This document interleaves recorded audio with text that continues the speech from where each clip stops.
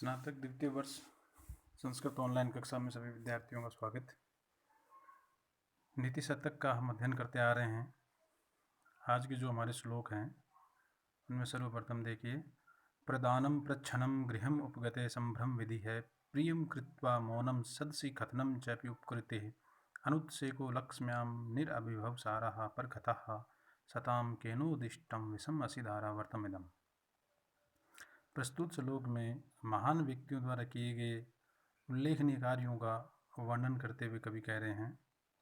हिंदी अर्थ देखें। प्रदानम प्रच्छन्नम, गुप्त रूप से दान करना। गृहम उपगते संभ्रम विधि है, किसी अतिथि के घर आने पर संभ्रम विधि है, सत्कार करना। प्रियम कृत्वा मौनम, किसी का प्रिय करके अच्छा करके चुप रहना। सदसि कथनम चापि उपकृते, उपकार किए जाने पर उसका सभी लोगों को कहना। अपना कोई दूसरा व्यक्ति यदि उपकार करे तो उस उपकार को सबको कहना। अनुत्सेको लक्ष्म्याम, संपत्ति में अभिमान नहीं करना। निरअभिभव सारः परकथः, दूसरे की कथाओं में कोई सार नहीं लेना। सताम केनोदिष्टम वसिधारा विषम असिधारा वर्तमिदम्, इस प्रकार के सज्जनों का जो ये तलवार की धार पर चलने के समान जो ये कार्य हैं वो किसने कहे। मतलब पुनः एक बार इसका हिंदी देखें कि महान व्यक्तियों के द्वारा, सज्जनों के द्वारा किए गए तलवार की धार के ऊपर चलने वाले उन कार्यों को किसने कहा कि सज्जन लोग प्रदानम प्रच्छन्नम, गुप्त रूप से दान देते हैं। गृहम उपगते संभ्रम विधि है, घर आए अतिथि का सत्कार करते हैं। प्रियम कृत्वा मौनम, किसी का अच्छा करके चुप रहते हैं। सदसि कथनम चापि उपकृते, खुद का कोई दूसरा उपकार करे तो उसे बार बार कहना। अनुत्सेको लक्ष्म्याम, संपत्ति में अभिमान नहीं करना। निरअभिभव सारः परकथा, दूसरे की कथा में कोई रस नहीं लेना, सार प्राप्त नहीं करना। तो इस प्रकार जो ये कठिन कार्य हैं वो सज्जनों के लिए किसने कहे, अर्थात ये सज्जनों में होते हैं। अगला जो हमारा श्लोक है वो है, समतप्तायसि संस्ततस्य पयसो नामपि न ज्ञायते, मुक्ताकारतया तदेव नलिनी पत्र स्थितं राजते, स्वात्यां सागरं सुक्ति मध्यपतितं तन्मुक्तिकं जायते, प्रायेण अधम मध्यम उत्तमः गुण संसर्गतो जायते।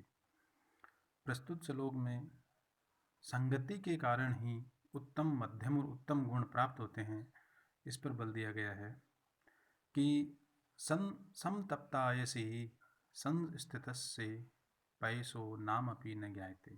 समतप्तायसि, गर्म किसी भी वस्तु को ऊपर, पयसो जब जल गिरता है तो नामपि न ज्ञायते, वो तुरंत समाप्त हो जाता है।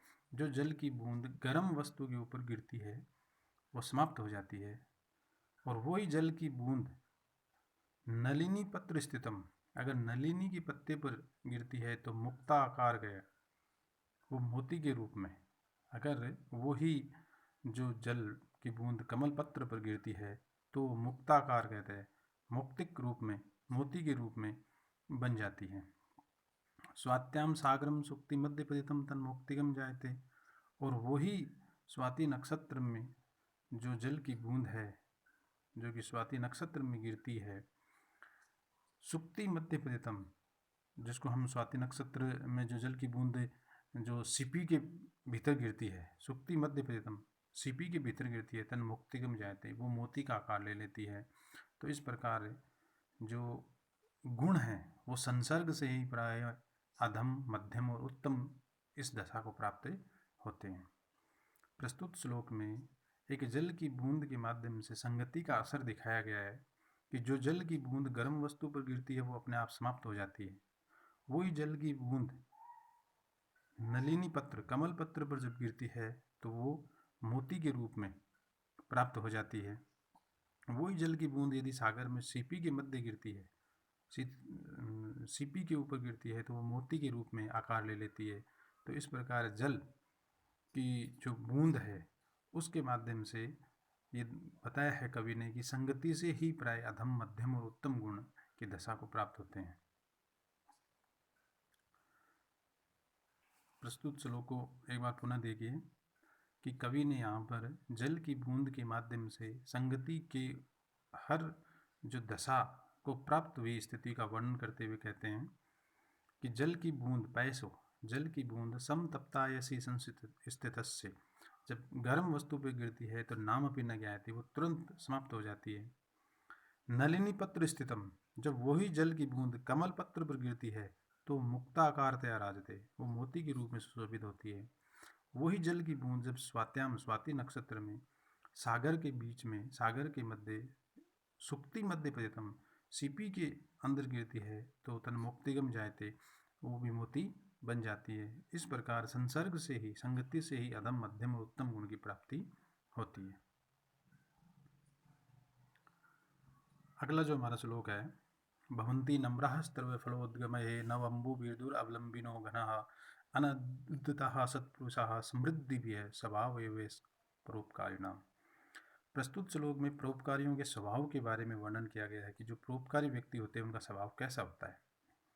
भवन्ति नम्र तरवा फलोद्गमे, जब पेड़ के ऊपर तरव है, जब पेड़ के ऊपर फल आ जाते हैं तो वो नम्र हो जाते हैं, अर्थात झुक जाते हैं। और नव अम्बु भीर दूर अवलंबिनो घना, जब घना बादल में नव अम्बु नया जल आ जाता है तो वो भी अवलंबिनो झुक जाता है।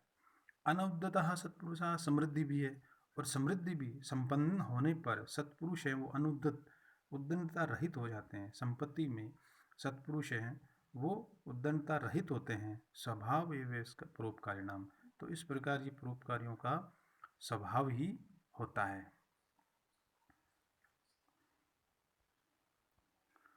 अगला जो हमारा श्लोक है, श्रोत्रम श्रुतेन एव न कुंडनेन दानेन पाणीर न तु कंकणेन विभाति कायः करुणापराणाम परोपकारी न चंदनेन।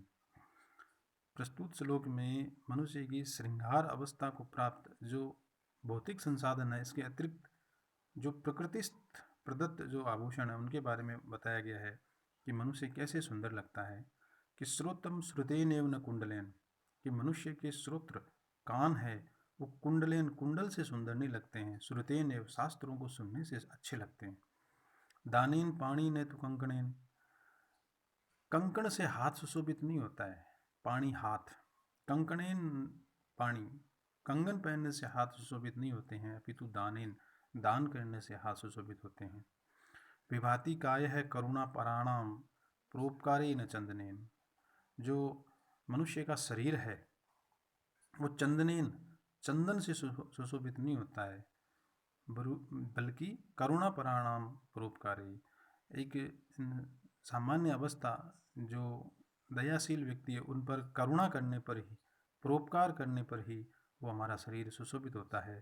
चंदन का लेप करने से सुशोभित नहीं होता। पुनः एक बार इस श्लोक का हिंदी अर्थ देखें कि श्रोत्रम श्रुतेन एव न कुंडलेन, कान शास्त्रों के सुनने से अच्छे लगते हैं न कि कुंडल पहनने से।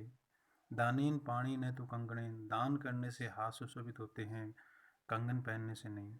विभाति काय है करुणा प्राणाम परोपकारी न चंदनेन, और शरीर तभी सुंदर लगता है जब हम परोपकार करते हैं, जबकि चंदन का लेप करने से सुंदर नहीं होता। तो आज की इस कक्षा में इतना ही। धन्यवाद।